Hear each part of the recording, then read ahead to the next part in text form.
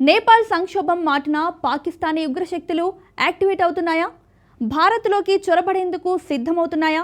నేపాల్ సరిహద్దు ముప్పును యోగి ఆదిత్యనాథ్ ముందే పసిగట్టారా? అవునని అంటున్నారు ఎక్స్పర్ట్స్. పొరుగు దేశంలో పరిస్థితి చేయి దాటిన వెంటనే మోడీ అధ్యక్షతన భద్రతా వ్యవహారాల క్యాబినెట్ సమావేశం జరిగింది.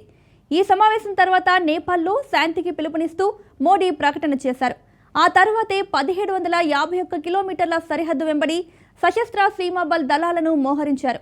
బలగాల మోహరింపుతో రిలాక్స్ అవ్వడానికి లేదు. ఎందుకంటే నేపాల్ బార్డర్ ఎప్పుడో భారత వ్యతిరేక శక్తులకు కేర్ ఆఫ్ అడ్రస్ అయింది.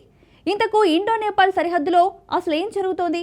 నేపాల్ సంక్షోభం మన దేశ భద్రతకు విసిరే సవాలేంటి? పాకిస్తానీ ఉగ్రశక్తులు దేశంలోకి చొరబడకుండా అడ్డుకోవాలంటే ఏం చేయాలి? Let's watch. నేపాల్ సంక్షోభం భారత్కు పెను సవాల్గా మారబోతుందా? 1751 కిలోమీటర్ల సుదీర్ఘ సరిహద్దులో జరుగుతున్న కుట్రలేంటి? నేపాల్లోని పాకిస్తాన్ ఉగ్రశక్తులు యాక్టివ్ అవుతున్నాయా?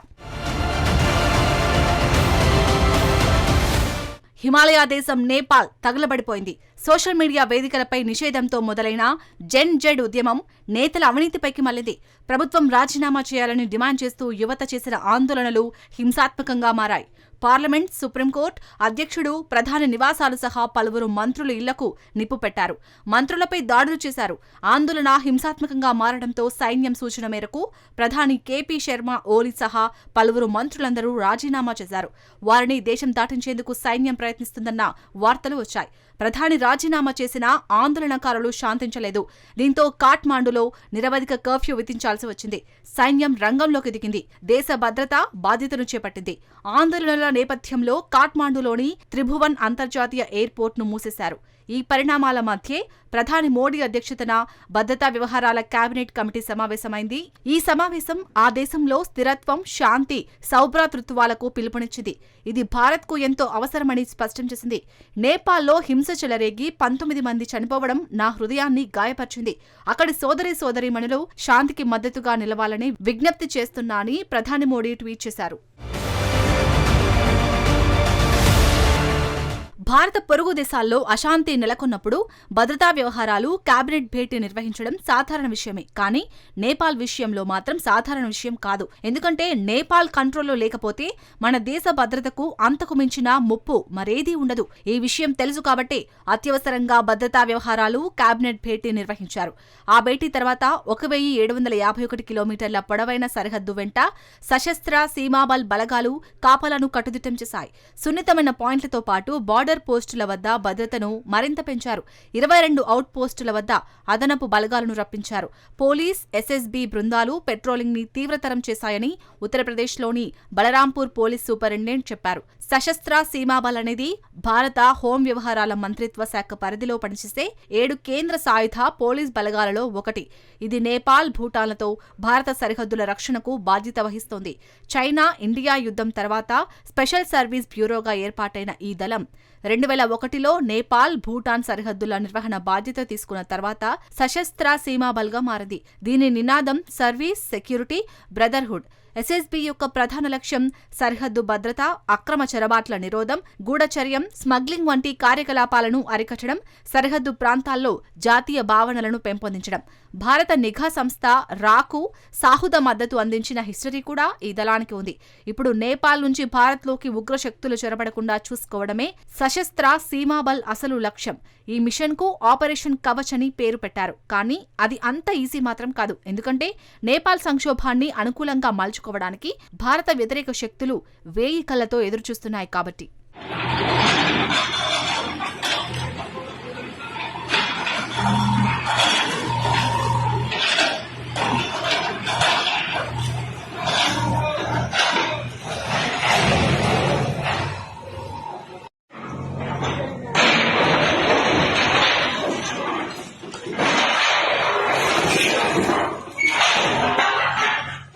సరిగ్గా 4 నెలల క్రితం నేపాల్ బార్డర్లో యోగి మార్క్ బుల్డోజర్ యాక్షన్ ఇది.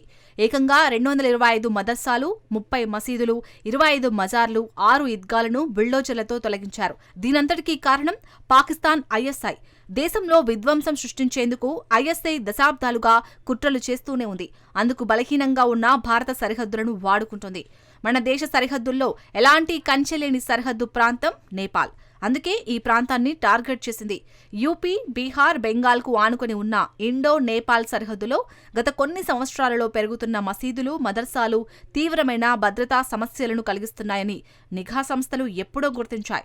ఈ మతపరమైన సంస్థలకు పాకిస్తాన్ నిఘా సంస్థ ఐఎస్ఐ, విదేశాలలో పనిచేస్తున్న భారత వ్యతిరేక సంస్థలు నిధులు సమకూరుస్తున్నాయని నిఘా వర్గాలు తెలిపాయి. ఈ మసీదులు, మదర్సాలు ఐఎస్ఐతో పాటు అరబ్ దేశాల నుండి కూడా నిధులు పొందుతున్నాయి.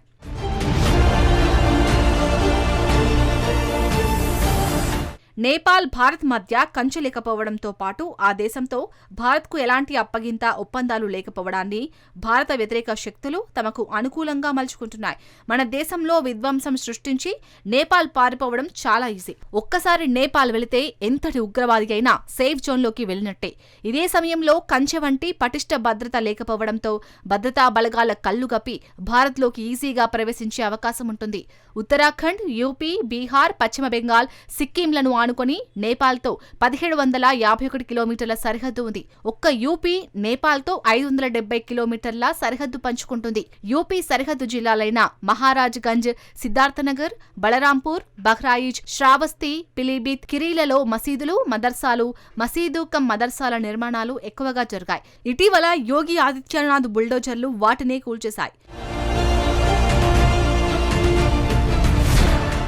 మరోవైపు భారత్కు వ్యతిరేకంగా ఉగ్రవాద నిధుల సేకరణలో నేపాల్ బ్యాంకులు కూడా కీలక పాత్ర పోషిస్తున్నాయని భారత ఏజెన్సీల వద్ద ఆధారాలు ఉన్నాయి. 2019లో ఉత్తరప్రదేశ్ పోలీసులు నేపాల్ కేంద్ర బ్యాంకుతో ముడిపడి ఉన్న అంతర్జాతీయ ఉగ్రవాద నిధుల రాకెట్ను ఛేదించారు. నేపాల్ నుండి డబ్బు తరలించి దేశంలో ఉగ్ర కార్యకలాపాలకు నిధులు సమకూర్చడానికి ఉపయోగించే మార్గాల్లో భారత పౌరుల ప్రమేయం ఉందని యూపీ పోలీసులు పేర్కొన్నారు. నేపాల్లోని పోఖ్రాకు చెందిన భయంకరమైన ఉగ్ర సంస్థ ఇండియన్ ముజాహిద్దీన్ చీఫ్ యాసిన్ బత్కల్, అతని సహాయకుడు అసదుల్లా అఖ్తర్ 2013లో భారత్లో బాంబు పేలులకు పాల్పడిన తర్వాత నేపాల్లోనే దాక్కున్నారు. బత్కల్ను 2013 ఆగస్టులో బీహార్లోని తూర్పు చంపారణ్ జిల్లాలోని మోతీహారీ సమీపంలోని నేపాల్ సరిహద్దులోనే అరెస్ట్ చేశారు. ఈ ఒక్క ఘటనతో ఇండో నేపాల్ సరిహద్దు ప్రాంతం పాక్ ఉగ్రవాదులకు ఎలా అడ్డాగా మారుతుందో తేల్చేసింది.